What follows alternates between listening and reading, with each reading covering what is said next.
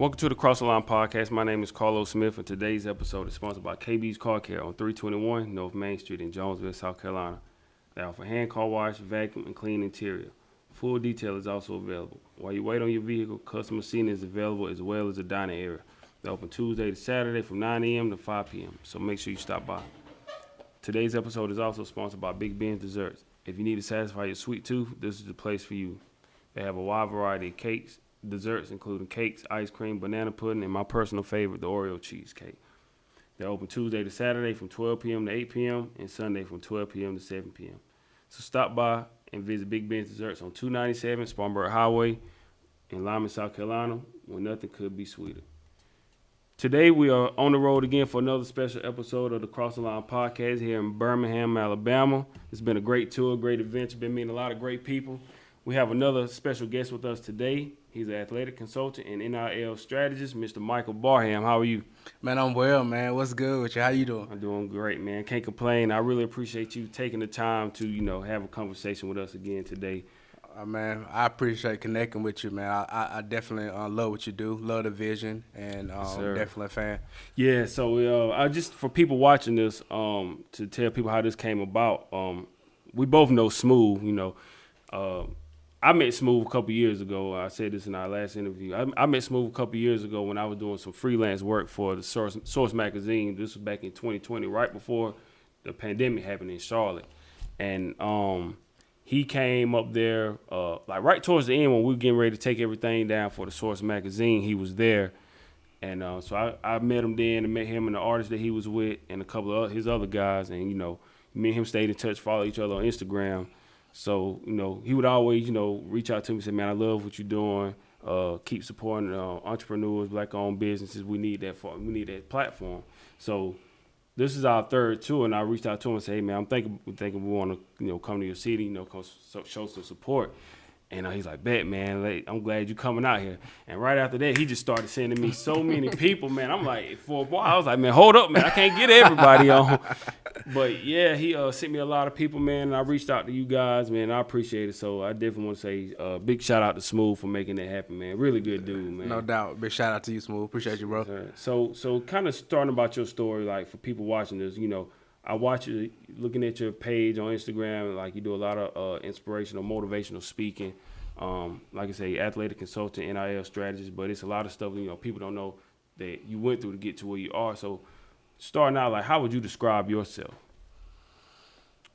So when you say how would I describe myself, is more so the journey or me as a just person? Just like as a person, who would people say, like, if they want to know, like, who would you say is Michael Barham? Gotcha, yeah. So for me, more, I'm a connector, bro. I'm just a genuine individual that challenges everybody to elevate that's around me. It's a natural thing. I think it came from just being an athlete, and just my passion to help people. I just really love to, I wake up in the morning thinking about who can I help today, and I go to bed thinking about man, was I impactful to someone? So I'm just a servant at heart, and just an individual that challenges everybody to be better than they were yesterday. Mm-hmm. Were you born and raised here in Birmingham? So I was born in Bessemer, Alabama. It's probably about 15 minutes away from here. So born in Bessemer, Alabama. I was raised in Bessemer, Alabama. Spent some time in Berea, Kentucky as well, and then came back here and I've been here since. Okay, would you say it's like a big difference in Bessemer, like as far as like a mindset in Bessemer as opposed to like here in Birmingham? Would you say it's a big difference in like the mindset of people? Yeah, I would definitely say it's a big difference. I definitely think that a lot of people we're not given a lot of credit in Bessemer, just simply because when you think Birmingham, everything is done inside of Birmingham.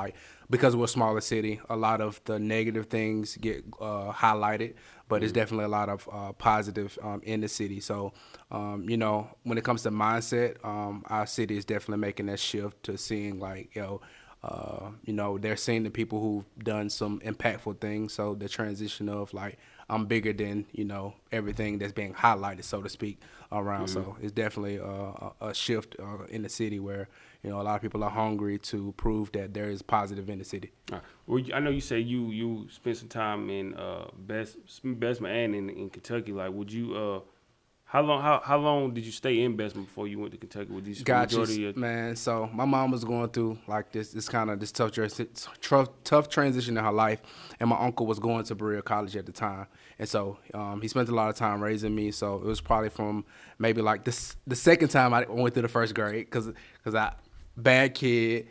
Failed first grade. She sent me with my uncle to Berea from the first to like the fifth grade. And so in the mix, it was a different transition. Culturally, it was a mixed environment. So I was used to going to school with just, straight African American. Then now I'm having to make this transition where, it's different. That was my introduction to basketball for real. So the basketball scene definitely was totally different. Definitely upbeat, definitely very skillful. That was that year round before sports started becoming year round. Like in Kentucky, we balling year round. Right. So definitely was exciting to be there. Yeah. So how would you say overall? I know you say you kind of like got in trouble a little bit as a young kid, not like legal trouble or anything, but how would you overall like describe your childhood? Kind of bouncing around and staying with your uncle for a little bit of time. Like, how would you describe like overall like your childhood? So I would say it's funny. I would say if I say I would have a normal childhood, it would be normal because it was kind of the same childhood as some of the people that were around me. But after having that transition with my uncle, I think it kind of got me on track. But after that, it was just it was ball. So I used sports as an escape for all the other craziness, right? So right. My partners, I was exposed to the robbing, I was exposed to the drugs, I was exposed to all those other things. But sports was just kind of that outlet for me to just kind of, it was more so that I was like, all right, Barham, he ain't going to do that because he balling, you know what I'm saying? Right. So the peer pressure that may be on other folks because I play basketball was kind of like my out to just kind of like, yo, you good, bro, you know what I'm saying? So it was definitely, it was good. My mama did what she had to do to make sure that, I had a great childhood. Right. Would you say, was basketball the only sport that you played, or did you play multiple sports and just basketball just happened to be your so passion? Growing up, I played basketball and football. When I got to after my 8th grade year of high school, I decided that them hits were getting harder. So I was like, them hits get harder. This ain't it, man. Let me go here. So I just locked in on basketball. So I did play little league and then middle school. I played safety and played a little running back. But as I said, them hits was getting harder, them guys was getting bigger, and I was always small frame. You know what I'm saying? I was 150 pounds soaking wet, 5'8". Right. So, what was your goals growing up? Was it like for most kids, well, a lot of kids, their goals to make it to the pros and be able to take care of their families. Like, did you have any goal? Was that like your goal to make it pro, or did you know what you wanted to be when you were growing up? Yeah, man. So, I had those typical goals, you know what I'm saying? Wanted to make it to the pros, wanted to be in the NBA, you know what I'm saying? So, of course, you locking in on guys that's smaller, like the Muggsy Bogues, like the Allen Iverson, right. Isaiah Thomas. You locking in on those guys like, yes, I'm small, but he did it, or, So, that was definitely one of those goals. But I think as I began to transition, the light began to kind of hit, truth is, my goal was just not to get in trouble, bro. Like, not to be locked up. Just based on my environment, that goal shifted from, like, I want to make it to the league to where, like, I don't want to die. You know what I'm saying? Like, I don't want to be locked up. Like, goals, like, just shifted based on like, just the things that I was exposed to, you know what I'm saying, at that particular point in time. That's a scary thought, too, I didn't grow up that way, I'm thankful my parents were, we weren't well off, we middle class. But sometimes talking to certain people, they say like the goal is like just to stay alive. That's a scary thing when as a young kid, like this your thought. You're not even thinking about like becoming yourself. You just want to stay alive. Like, did you feel like that was the goal for a lot of kids? Were you in that time growing up, like just to stay alive, and like what kind of impact did they have? Yeah, like, man, absolutely, man. I think one of the biggest transitions for me, well, I was going through a lot. Once I saw that, like, okay, I'm not going to the next level. It was more so trying to stay out of trouble. But when I was 21, bro, I lost 4 friends in 1 year. and I'm 21 year old. Like my guys, two of them, two young men that died in a car crash. It was a late car crash, and they were younger than me. So I was kind of like big bro. Like we played 2K together, we hooped together, stuff like that. And then one of my friends, he was murdered. My guy, he taught me small things that I didn't know how to do, like change a tire, change your oil, and like for him to be murdered in cold blood, like it shook me up. And this was in a matter of months. Right. Then I lost one of my guys, Nick Bell. Shout out to Nick Bell. He was playing middle linebacker for Mississippi State, and he died of cancer. And so it was just in that time period, it's like being successful, bro. I just want to like be impactful and be alive, you know what I'm saying? And so not be in trouble and just be here to make my mama proud, you know what I'm saying? Right. So the goals was just literally just stay alive and make mama proud. Did you know at that time, when basketball was coming to the end, like I know you say just staying alive, but was there anything else that you were thinking about trying to do? Like was it like going to school, going to college? Did you play college ball? So I did. It ended in high school. So I did so for me, I was a late bloomer. Okay. My team was loaded. Shout out just in the high school class of 08.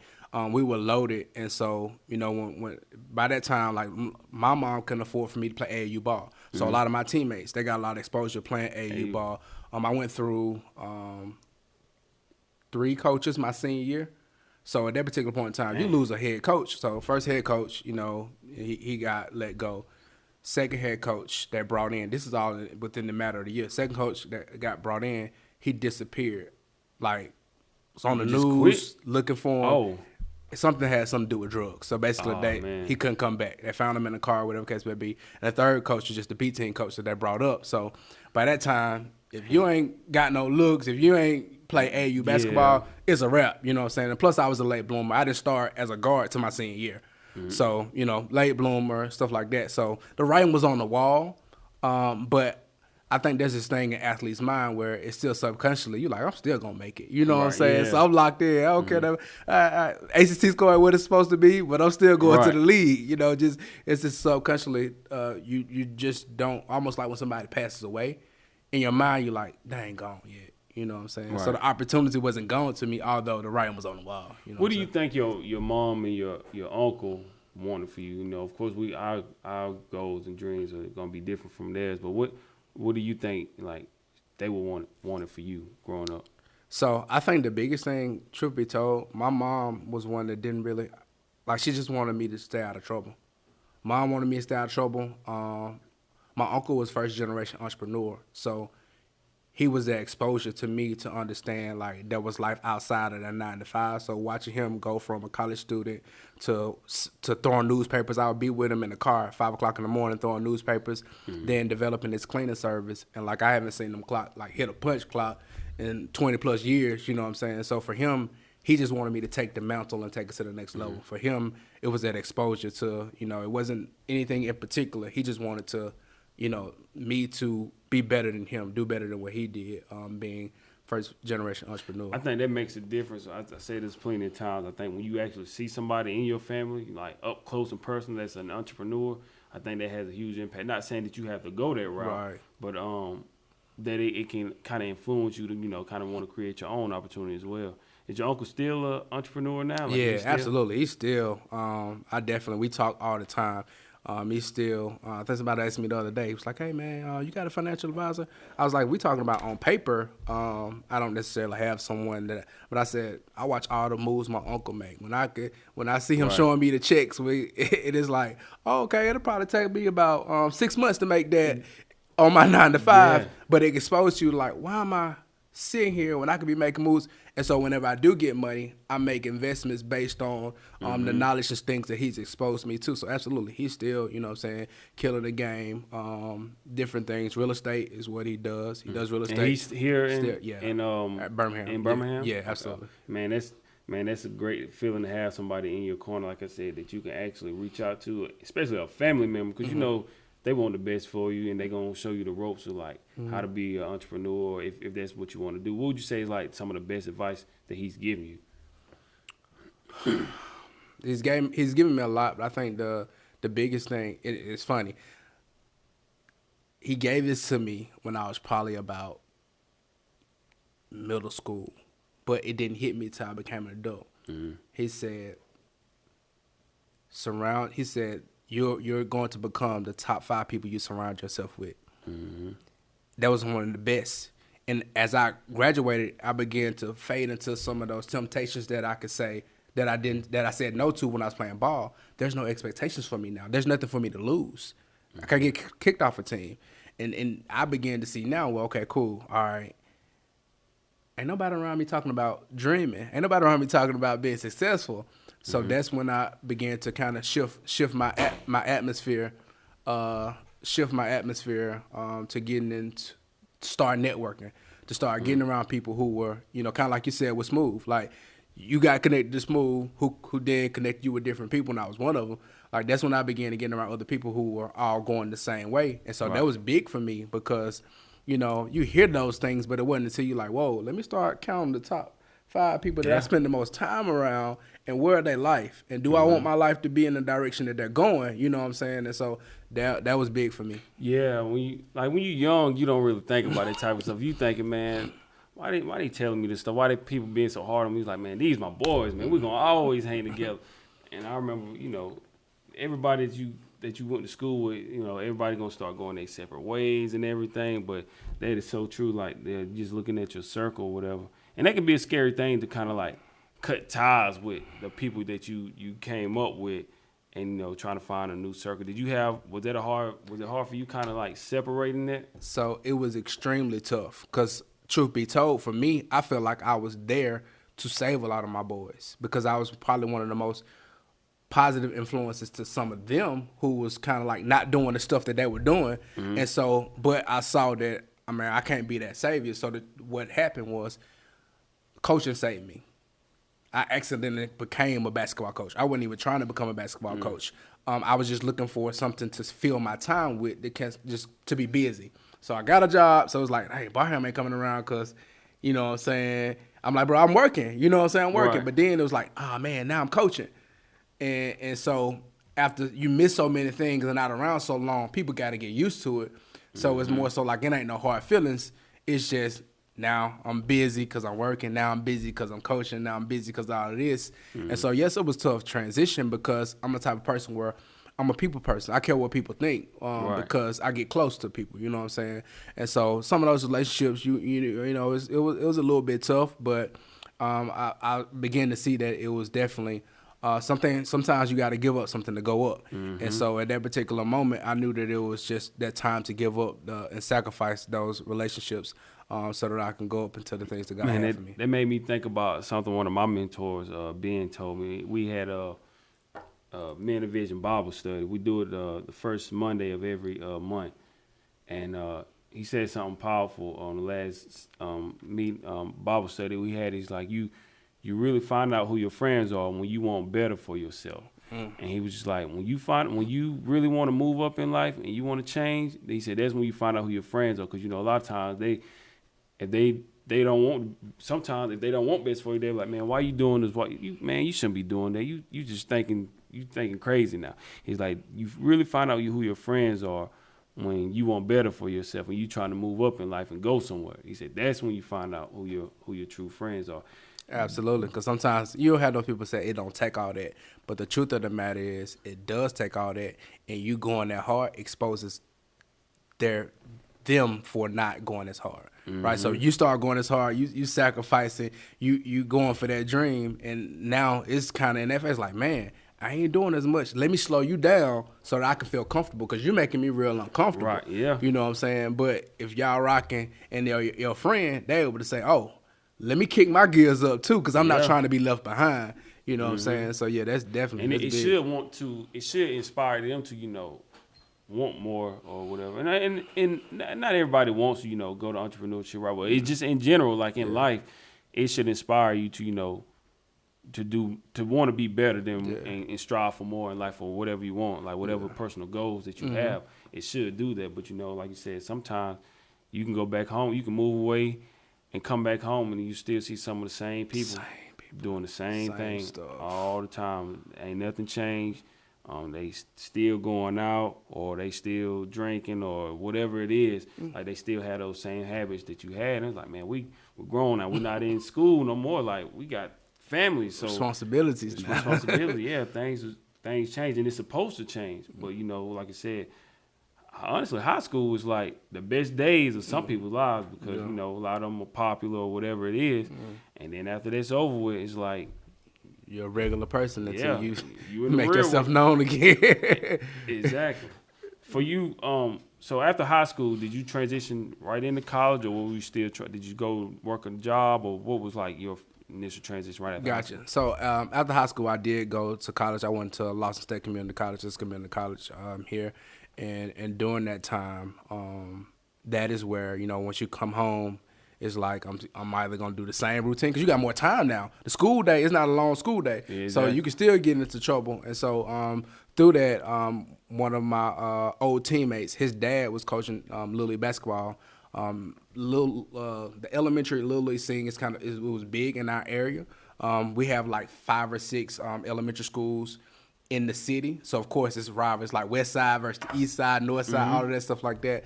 And so I went to a practice to just kind of like I'm like, okay, cool. Maybe coaching is for me. I like kids. I like this. I just asked him, can I learn up under him? He was like, yeah, sure. Well, probably about 3 weeks into it, he had some personal things come up, so he wasn't able to do it. So it was a police league. So they sent another police officer to kind of coach the league. Well, when the officer came, it was one of those things to where they kind of asked. He didn't want to do it, and the kids was listening to me over him. She's like, bro, I see you got it, so just go ahead. At that time, I'm 19 years old. So I'm like, goodness gracious, I'm still a kid. I'm responsible for kids now. Right. They're 10 and 11, and so that was literally one of those things that changed my life because I had to grow up real fast. It wasn't just about basketball. I'm a leader now. I remember one of the first things that kind of took me for a loop is where one of my guys got in trouble, and the principal brought me in the office. She's like, "All right, coach, what we gonna do?" Me, I'm 19. I'm like, man, it's cool. He all right. Just like my little brother. We'll figure it out. You good. Go back out there. But I had to actually sit him out for a game or two because he got in a fight and got in trouble. And so, but it taught me a lesson. It hurt me to do it to him, but it taught me that transition of growing up. Like, it's more to life than just this. Like, you're grooming young men now. So now I had to start, like, the personal development now because in order for me, like, what comes out, what goes in comes out. So now at that particular point in time, I'm feeling myself with certain music, and so for me, when I got mad, I'm cussing, I'm going off, but now these little boys looking at me and they cussing They and going taking off. it in, So I'm yeah. like, oh man, I got to be exposed to something different, and that's what led me into kind of like that personal development scene, being exposed to that. Eric Thomas was my exposure at that particular time. And once, like, seeing them, like, whoa, that's the impact I want to have on people.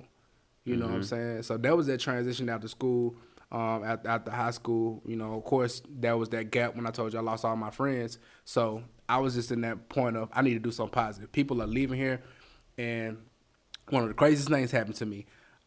It happened to me twice in probably like a 4-month span because I lost so many. I was in the funeral, and I opened up obituary, and I saw my face on the obituary, and I closed it back real quick. Like, did I just see what I just see?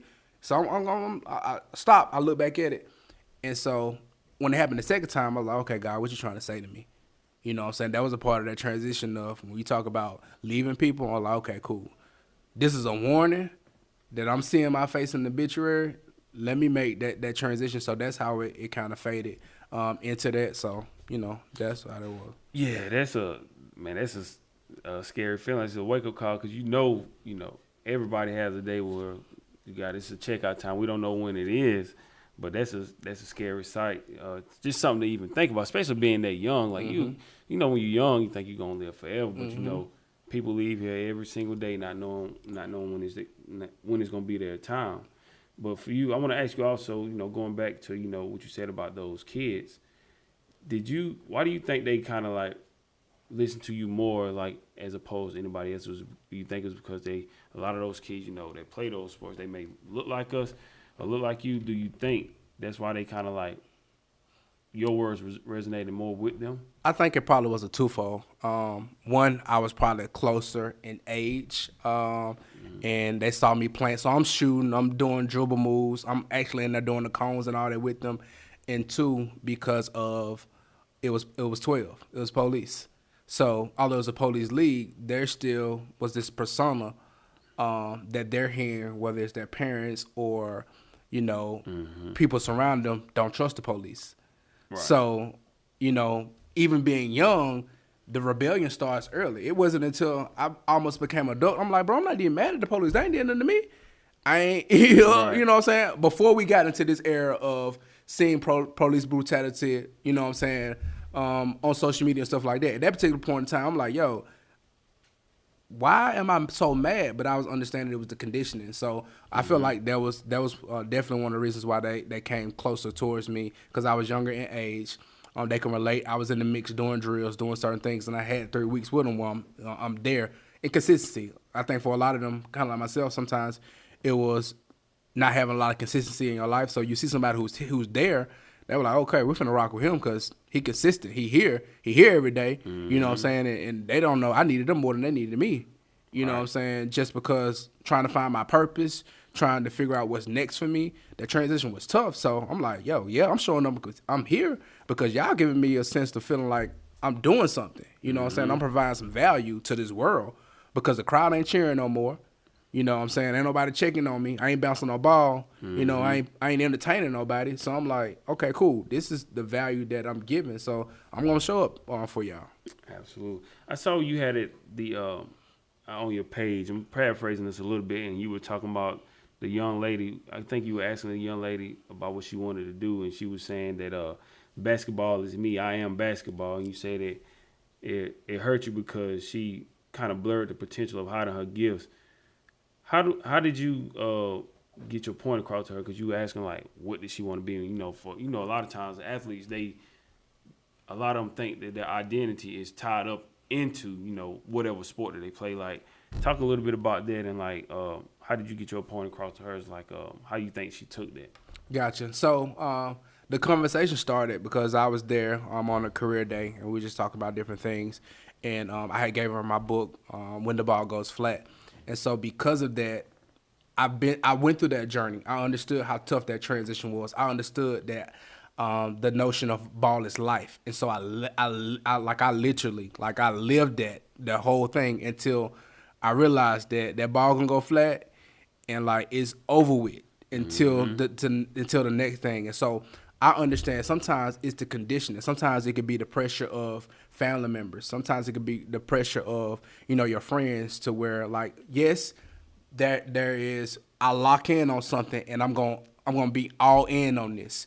But for me, because I'm on the other side and I understand, goodness, there's way more to me than basketball. Like I got some other gifts, and sometimes with athletes, we play so much and so long that we don't do anything. During the summertime, we hooping, we playing basketball, baseball, whatever case it may be. You know what I'm saying? Some of us, we don't have time to get a little summer job. Sometimes we don't, depending on your situation. Like, bro, I didn't go on a vacation till I probably was an adult. So I never knew what it was like to do certain things. So the skills and all that. So in me, I'm already looking at it. I'm like, what else, what the conversation came about when I asked her, what else are you good at outside of basketball? What else do you like? I was trying to get her to expose her mind to start thinking about, all right, cool. Do you like cooking? You know what I'm saying? Do you all go on, vacations? Do you like swimming? You know what I'm saying? Do you like whatever it is? Just trying to see like what else do you like doing? What's your personality style? Right? Do you like being behind the scenes chilling? Do you like being in front of people? Do you like talking? Like, what is it? And so when I asked her, what else would she like to do? She was like, nothing. She's like, I am basketball. Basketball is me. And it hurt me in turn. I understood it respectfully because in my mind and everybody around me, this is it. This is my ticket. I told you that. But the truth of the matter is we have to start exposing our kids now, like beforehand. I said it's the coaches, the administrators, the parents, like it's a community. It's all of because the same way that we cheer for kids when they score a bucket or score a touchdown, when they bring their report card home, guess what we say? They were supposed to do that. Mm-hmm. Yeah. When they do all this stuff, you clean your room, you were supposed to do that. Yeah, that's real. But so what is praised is repeated. So if the only time I get praise is when I'm scoring or when I'm performing, this is all that I love. Because this is, everybody wants to be validated. This is what gets me validated, right? So I knew that it's way more to her than that.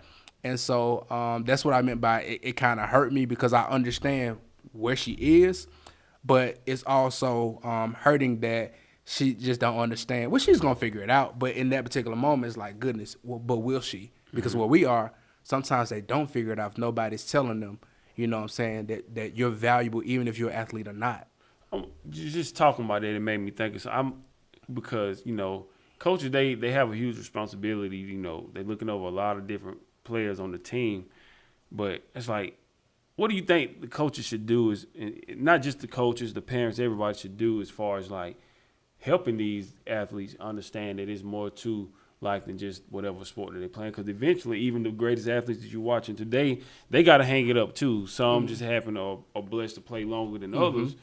But what is it that you think we could do to kind of like help these athletes understand, like, yes, go after your dreams and your passion, but understand eventually everybody has to hang it up, and it's going to be more to life than whatever sport that you play. What do you think we could do to like help these athletes understand it? Gotcha. So it's more so about being intentional on incorporating it inside of the everyday.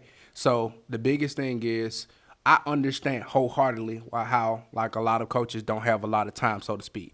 I only got enough time to game plan, to prepare, practice, all that stuff, but sacrifice some of that time to be intentional, right? Connecting them and exposing them to people who have been in their journey, right? Expose them to a nurse, expose them to a judge, expose them to a pro athlete who transitioned and they're doing something else. Like, expose them to those type of people so they understand, as well as expose them to the characteristics of outside of being an athlete, right? So why are you telling them to show up every day, right?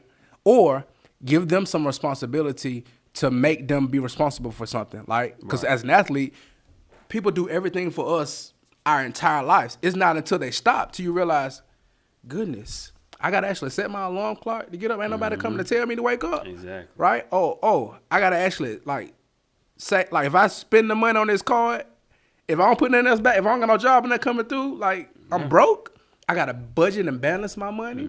I gotta set doctor's appointments.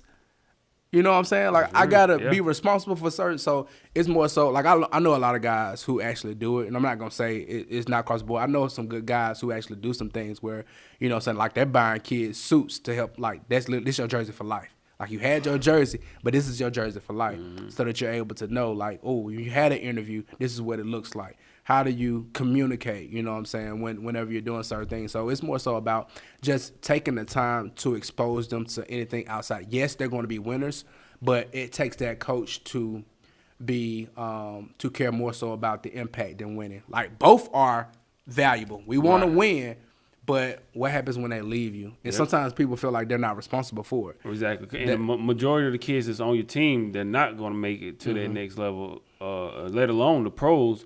But it's just so tough to get to that level. So it's like, and I don't want to put everything on the coach, because it takes a village, you know. But the coaches do play a significant part in it as well, because you're around these kids, and, you know, like you said, the things that they instill in them as well as their parents.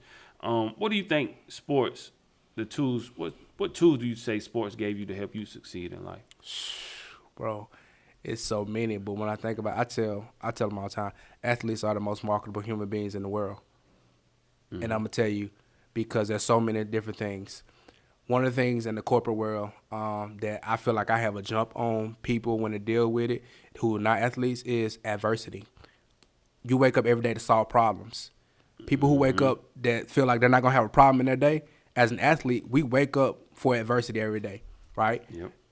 Yep. Being able to adaptability. So you prepare for a game plan, you go on the game plan. None of that works. Those who don't adapt, they lose. So as an adult, if you don't have the ability to adapt, yes, they told you were going to do this, but now you have to do this. If you're going to fight change, you're not going to be being a leader, right? Being consistent, having to show up and be consistent, right? You literally, like, just discipline. Being like, I don't want no penalties. I don't want to be out of Definitely bounds. I don't discipline. want to, like, discipline. So as an adult, I have to be disciplined. This person is going off on me. I have to tap into the discipline as an athlete to understand if I clap back like I want to, that's a flag on the play. Mm-hmm. That's a technical foul. That costs the team, i.e., my family, the company, the brand, something, right? So these are the things as an athlete that I learned, you know what I'm saying, just the grind and the grit of taking care of yourself, because I think a lot of times just because I'm not an athlete no more doesn't mean that I don't have to take care of my temple. Like, I still got to run. I still got to lift weights. I still got to eat somewhat clean. You know what I'm saying? You still got to take care of your body because you want to live longer. You want to be impactful, and that's a part of it. So it's just so much that sports as athlete, that's why I like to tell them that is transfer. Oh, I'm knocking everything. I stick with my hands. That's transferable. And so it's definitely a lot that, you know, that you learn as an athlete that goes into life. You just have to, like, be intentional about, all right, cool. So, you know what I'm saying? Now I gotta be on defense today. That mean that I gotta make sure that, you know what I'm saying, my attitude is in the right place. I'm deflecting on, you know, whatever's gonna come my way. Let me adapt and adjust to whatever it is.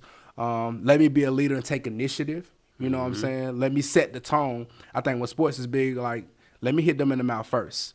You know what I'm saying? So sometimes if that comes to showing up, you gotta show up every single game. As an athlete, as an entrepreneur, you know that if you don't show up for your business, who else gonna do it? Exactly. No matter how I feel, I gotta show up. I have to be consistent. I have to have that grit and that grind, and it's just the will to win. It's just so many different things. It is, man. But like you said, that discipline, like that discipline is gonna be a key separator. Discipline and consistency. You know, just showing up for your teammates and showing up. Most importantly, showing up for yourself. Because if you can't show up for yourself, you're not gonna show up for your teammates. But that discipline to, you know, get up and do what you're supposed to do. Like I said, even in sport, running those extra sprints, everything. I remember those suicides we used to have in practice, man. Thinking to yourself, like, you can't run no more, but you still got to push yourself to go, because you got to do it for yourself. You got to do it for your teammates. It's just so much stuff, man. But like I said, that discipline and that consistency, I think, even if you're not an entrepreneur in the entrepreneurship space, if you don't want to be an entrepreneur, whether you gotta have that as if you work a 9 to 5 as well, because discipline is gonna be a key to whatever you do in life. Absolutely. That also shows you that, I think you said something that kind of clicked in my mind as an athlete, is understanding that, like, sports taught me that the only limits are inside of your mind. Because as you said, with those suicides and stuff like that, you know what I'm saying, you do them and coach said we got 3 more. You like, I can't do it, but you end up doing it. Or when you lifting those weights and you like, goodness, I can't put no more on that bar. Right, yeah. But then it goes and it's like, well, my max 2 weeks ago is no longer my max, because at 2 weeks ago it was impossible to lift 150, but this week I'm lifting 175. So the only limits was in my mind. So even inside of, you know what I'm saying, as a professional, literally the only limits are inside our mind, right? So what's the difference between you know what I'm saying, a Jay-Z, a rapper, than a Jay-Z, the businessman? Like, did he just limit himself to being an artist? No. The only limits are, some artists are like, this is all I am. You know what I'm saying? So it literally just understanding that that the only limits are in our mind was one of those things as well. That made me think about I talk about this guy all the time. He changed my life, man. And we had a conference, Success is My Prey conference, a couple of weeks ago. And he always talks about it's like a mind game. It's what you tell yourself. He's like, I wake up in the morning and tell myself I am a beast. I can do whatever I want to do. He's just like, it's just like a lion in the jungle, wherever the lion is. He's not the biggest, he's not the strongest, he's not the fastest. But when he sees an elephant or whatever, it's just his mindset that tells him that, man, he can do whatever. He sees food, he's going out there to eat. And he's like, it's all about what you tell yourself, and like the mind, it's all in your mind. And it's so powerful, man. Like you said, you tell yourself you can't do something, you're not going to be able to do it. It's just about like what you believe. And if you have that strong belief system of that you can accomplish anything, man, you'll be amazed at like how far you can go in life. So that's something that's important for kids to understand, all athletes to understand as well. Absolutely. I want to ask you about, you mentioned your book earlier as well, When the Ball Goes Flat. How long how long ago did you write the book? Like, how long has it been out, and what led you to write the book? Yeah. So I wrote it in 2020. Well, I'm sorry. I wrote it in 2021. It was back on my spirit again in 2020. So I had one of the things we will always tell our guys. I coach basketball at McAdoo High School, home of Bo Jackson. For those who are not around the area, that's where he played football at. But I coach basketball there, and so one of the things we tell our guys all the time. Shout out to my guy James Poindexter. We would tell them like, all right, now you need to give everything you got, because one day the ball gonna go flat. Like, you ain't got all the time you think you got. Like, give it everything you got. And so that was always in my spirit. But I think one of the biggest things that hit me was I knew that I struggled with transitioning, but I began to see some of my former high school guys struggle with transition as well. Some of my college guys struggle with transition as well. And I'm like, okay, it wasn't just me. This is a thing. And I think one of the biggest things is when 2020 came, when sports shut down, and I seen a lot of athletes experience. I'm like, oh, they're about to feel what I felt. They don't have a game plan to understand how to deal with this. You know, so some of them still haven't recovered because they ain't start back playing. Because what started happening is they gave those college athletes extra years of eligibility, which means that some of those high school athletes who would have gotten scholarships, they're no longer getting those scholarships. So literally, it was on my spirit to just like, hey, time is now. I had wanted to do the book, but I was like, yo, the time is now to put out the book when the ball goes flat. And so I connected with my coach, Jasmine Womack, powerful individual. And she literally helped me write the book in 3 days. And you know, it's literally been up ever since. Had the opportunity to, you know, be featured in media and different things like that. But most importantly, to be able to give the book to athletes and talk to athletes about it specifically, because it's a conversation starter. I think for me, the biggest thing is I like to approach it from a positive aspect, right? Because most people kind of like, all right, now you ain't going to be able to play them sports all your life. Right. You need to do something else.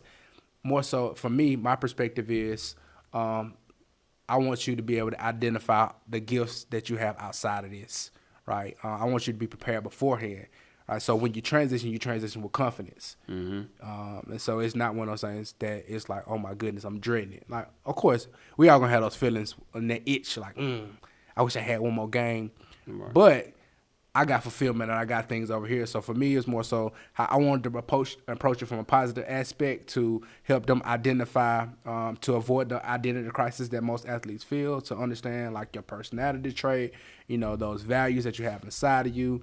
And just different things, right? And now you answered that question, because I was going to ask you, like, what was the best way to, you know, to talk to kids about, or athletes in general about, you know, understanding it's going to be a time where, because like you said, you don't want to just say, all right, you can't play forever. It's just certain ways that you have to talk to them. But a lot of kids, you know, like I say, like the young lady earlier, like, she is basketball is her. What do you think that their identity comes from? Like, what do you think these athletes get their identity so tied up into playing these sports? Do you think it's just something that comes from the parents, the coaches, like, where it's all about that sport? What do you think their identity getting tied up in the sports comes from? Well, so truth of the matter is, we all can be tied into an identity of something that we do repeatedly, right? So you gotta think about most of these kids, from the time they put the ball in their hand at 4 or 5, sometimes early as 3. I put the ball in my youngest. She won. Now I got the basketball go to her room. But from the time they get the ball in their hand, right, they're getting praise. They're getting fulfillment. You know, families coming to support them. Sometimes, so to speak, you know, that's the only time that people show up for them when they play on a sport. And so they can, unless somebody tells them that you are bigger than this particular thing, it's easy to be wrapped into it. And so no different than an artist who may draw, you know what I'm saying, or someone who may do music. If they've done it their whole life, it's like, if I ask you, who are you? I'm like, oh, I'm an artist. I'm a rap artist, or I'm a basketball player. I'm a football player, you know what I'm saying? So I think it's based on the people around them. If nobody have the conversation with helping them identify themselves or find, who they are and what they love outside of, that particular sport or thing, it's going to continue to happen. And so sometimes we're repeating based on what we saw. So sometimes you might have parents living through their kids. And so that pressure of that, you like, I can't do nothing else. Or sometimes it may be poverty. You know what I'm saying? Like, I'm just trying to help get us out this situation.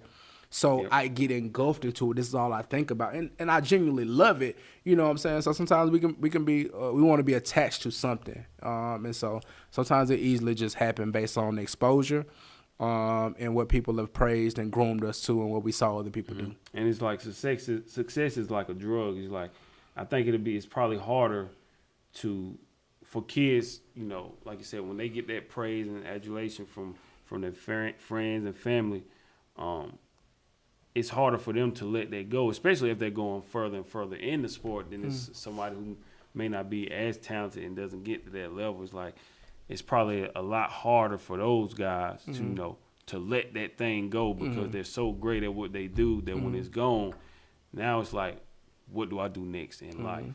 I want to ask you, transition a little bit about the NIL. I want to ask you, like, what is your thoughts on, like, the NIL and because it's a new day and age for the athletes now. What are your feelings about the NIL? Man, I absolutely love it. Just simply because, I mean, at the end of the day, these kids are what's getting these schools paid, is what's getting these coaches paid. So why not get a piece of that pie? You know what I'm saying? Like, they are the ones who's waking up. Yes, there's people telling them to wake up, but they're waking up. They're sacrificing their bodies. They're sacrificing their mental health. They're sacrificing all those things. So why not? Because that's what since they were little, you know what I'm saying? Like, at the end of the day, yes, if I do my work, I get a scholarship for school. So, you know what I'm saying? With athletes, you can say, okay, cool, we pay for school for them. All right, that's not enough because y'all give millions of dollars. Let me get some. But even with the NIL, I love it because, number one, it helps with not only, all right, we're not just saying, okay, cool, these kids, because I don't understand. It's things about it where boosters are just giving kids money and they're not doing things. Outside of that, some stuff you can't control. Right. But it ties into when we talk about the transition to athletes. If you're learning early, right, as a professional, how to get money. So I'm building my brain early, so you understand what it looks like to have influence, right? How to public speak, because it's so many different ways for them to get NIL, right? So you could have an endorsement, you could have merch, you could sign things, you can create your own platform where you get private access to whatever you charge people to. You know what I'm saying? Let's say right now, especially if I was a college athlete, we want exclusive access to them. What if it's like a Bryce Young? You know what I'm saying? Like, all right, cool. I just want to kick it with Bryce and be in his, what is a Discord room, whether his group chat, whatever the case may be. If you're charging $10 a month to have exclusive access, he don't have to, but I'm just saying, literally, you spending 30 minutes a day just chilling, like while you playing the game. People gonna pay for that. People gonna pay for that. Yep. You know what I'm saying? It's just a smart. So here's the thing. The biggest thing is it levels out the playing field as well. So even though, in my perspective, for my athletes is, you may not be a Bryce Young, you may be a third, fourth string, but you still can leverage NIL. Guess what? There's still restaurants, businesses online who wants to have your audience or your image, name, image, and likeness that you are an athlete at such and such school. Whether you become a trainer, whatever the case may be, you still can leverage this. Social media, TikTok is going crazy right now for these athletes who are being able to monetize. So I love it for our athletes because it just teaches them they can go ahead and create their brands. I see athletes right now who are creating brands to where, well, am I talking? Okay, yes, I got my degree.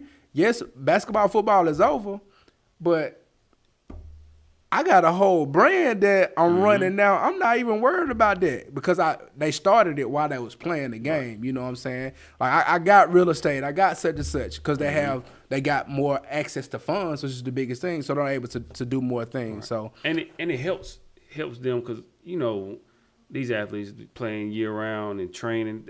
It's hard for them to get a job and work. And they can't. It's impossible. Exactly. So now they have opportunity, take care of themselves, take care of their family. And of course, you hope and pray that these guys have the right people around them that kind of helps them with their money and everything. But you don't want to just fault them and say, well, they don't deserve this type of money because they don't know how to handle it. This is America, man, and this country is built on capitalism anyway. So for these guys, like you said, these colleges, they've made and coaches made millions and billions of dollars off of these athletes. So it's definitely time for them to make some money off of their own name. Because like I said, even these guys now, all of them are not gonna make it to the pros anyway. So let them make something while they can and help them, like you said, propel them, whether it's real estate or building their brands. Like, so when it's time for them after college, if they don't make it to the pros, they can still use their brand to help them, propel them in life as well. Absolutely. Should athletes focus on capitalizing while they can, or because I know this is kind of dicey as well, because you still have to play your sport, train. Should more of the focus be like, where are you as far as like them focusing on their sport, but also capitalizing on their name? Like how difficult is that? Like what should be like the balance of that? So at the end of the day, you got to show up for work first, right? So the main focus should be being the best athlete I can and the best student I can, so that I can remain the best athlete I can. Within that, what I'm saying, those opportunities come because after you are playing the game, after you do whatever, you still got down. I think that it helps them stay out of trouble because, what I'm saying, that they're dedicated to whatever they got to do so much to where, you don't have a lot of time, but that time that you had to get in trouble, you want to focus and leverage that, right? So number one, the main priority is you got to show up because we want to see the people who doing their thing, you know what I'm saying? And so, of course, you want to take advantage of those opportunities that are around you, whether it's the online opportunities or the offline opportunities. One of the things that one of the methods that I help my athlete use is when we talk about restaurants and getting endorsements. Sometimes endorsements may not be money, but if you're going to eat somewhere for free all the time, add up. I'm good. That add up, yeah. You know what I'm saying? And so when you think about from a restaurant perspective, right, you got where you are playing, and then you got where you came from, right? So you got 50-mile radius, 50-mile radius of where you are now because everybody's coming to see this team. And then where you came from, they want to be known that this is such and such, and eats here, right? Whether they get, their own burger or their own meal, whatever the case may be. And so whenever you're going home, what does it take to roll through, eat there at the spot, sign your autographs, take your pictures, get some burgers or get some ice cream cones on you. But it brings attention to that particular brand, right? So it's big. I feel like I just kind of went off subject, but off the question. You made a great point, because I never thought about it. It's like as far as like them capitalizing off of it, it's like where they are now and, going back home, like, because people love to say this is where I'm from, and we built this successful brand. Welcome back to the Cross the Line podcast. We had to pause for a quick second. We had a good conversation while we were getting everything set back up. We have a few more questions, and we'll get ready to wrap it up. Do you feel like you're still, I guess it's safe to say, that you're still invested in sports as you were? Like, would you say you're more invested in it now, like being on the other side of it, as you were as opposed to when you played sports? Or are you still invested in it?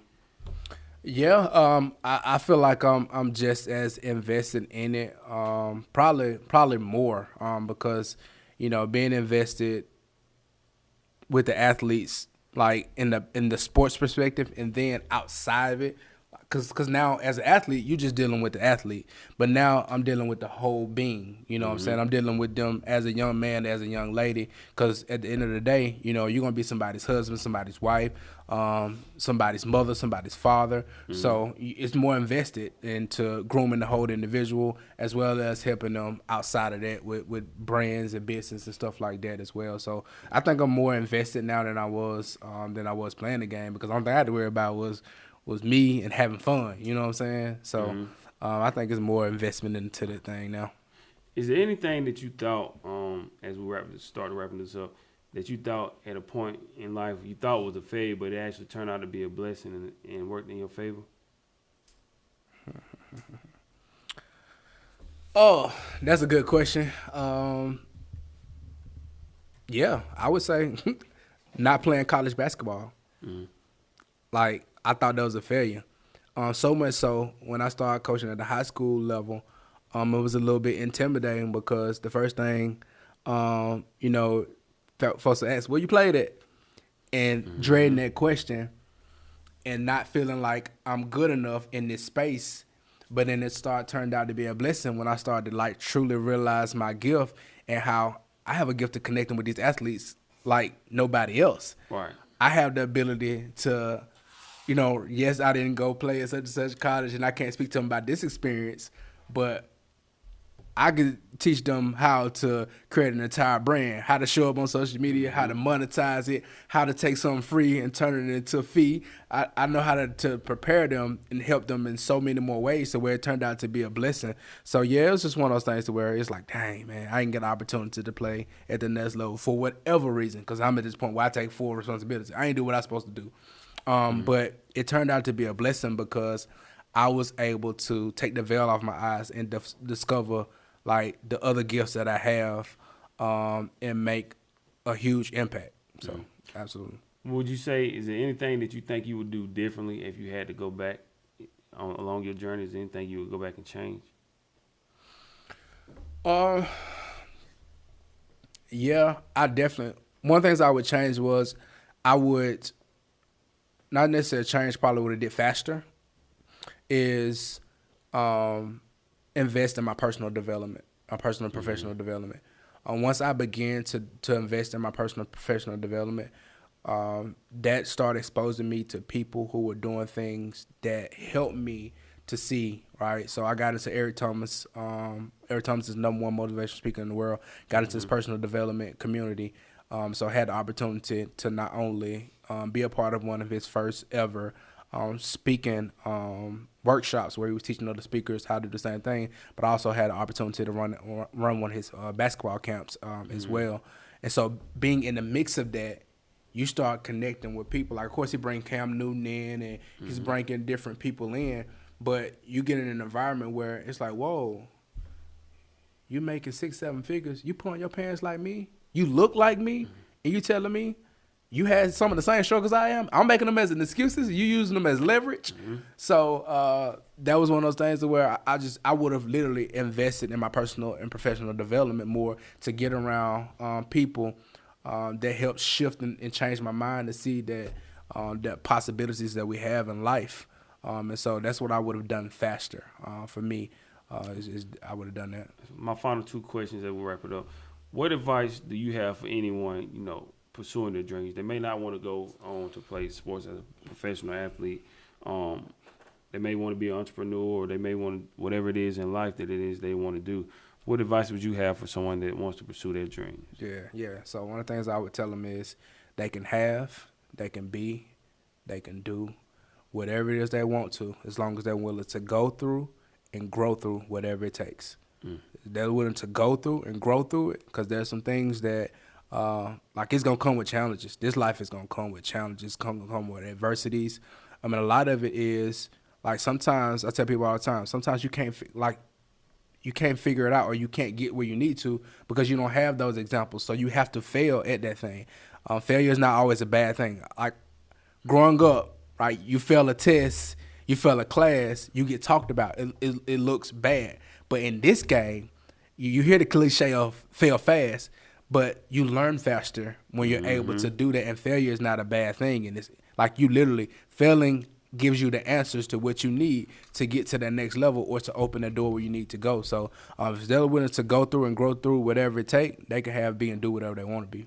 Absolutely. And my last and final question that I ask everyone, this is the Cross the Line Podcast Self-Investment Tour. So my final question I love to ask everyone is, what does self-investment mean to you? So self-investment mean to me is, in simple terms, bet on yourself. Like, no matter if it's your mama, your daddy, your cousin, nobody, like, there's nobody responsible for making you be the best version of yourself or your success like yourself. So it's literally not asking for nobody to do nothing. Like, you putting all the chips in. You putting all the chips in and putting everything. So self-investment means literally betting on yourself, not waiting on nobody to do nothing. You believing in you and you going forward. No matter how it's going to turn out, you going all in and putting in the work that it takes for yourself to grow, or whatever that vision and dream it is for yourself. Absolutely. Michael, I want to thank you for taking the time, man. I really appreciate it. A lot of great information. Enjoy hearing your story and how you're inspiring other people. Before we get out of here, can you tell everyone how to find you online and find your book as well? Absolutely. You can find me online on all platforms at Michael Barham Elevates, and that's MichaelBarhamElevates. And you can also find my book on my website at michaelbarhamelevates.com. And so yeah, just connect with me. What I would like you to do is just DM me the word elevate. If you're if you're an athlete who's looking to do something with NIL, if you're a parent, if you're a coach just looking to connect with your student athletes, DM me the word elevate, and we'll definitely connect, and I'll help you with whatever it is that you need. All right. Thank you again, Michael. And as we wrap this up, I want to say thank you to our sponsors, KB's Car Care. Thank you to Big Ben's Desserts. And also thank you to Miss Charlene Davis at Charlene's Home Cooking on 1136 East Blackstock Road in Moore, South Carolina. And also I want to give another quick shout out to Smooth again for helping us, make this interview possible. He's been showing us a good time around y'all area, man, and making us make a lot of great connections. So shout out to Smooth again.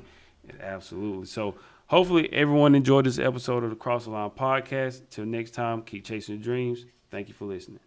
What's good people? Michael Barham here. Listen, I am a speaker, author, and athletic consultant, and you are now rocking with Cross the Line podcast.